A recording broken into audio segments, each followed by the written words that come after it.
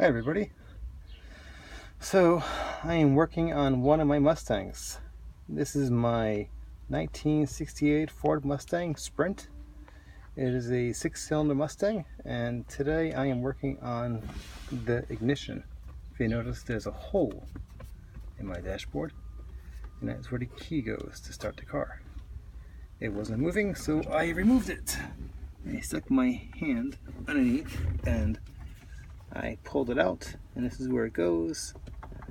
And it is currently sitting in a WD-40 bath because it doesn't turn. And here is my not factory radio in the car, which was installed sometime during the 1980s, I think.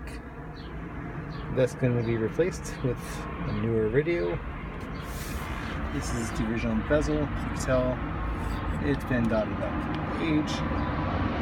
And here is the passenger side Mustang logo.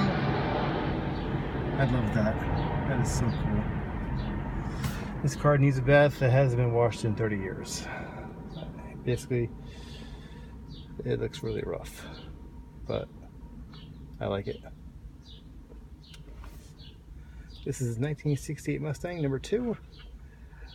It's supposed to be a park car. It turned out to be all original, and it looks it. Hey, that's my weekend.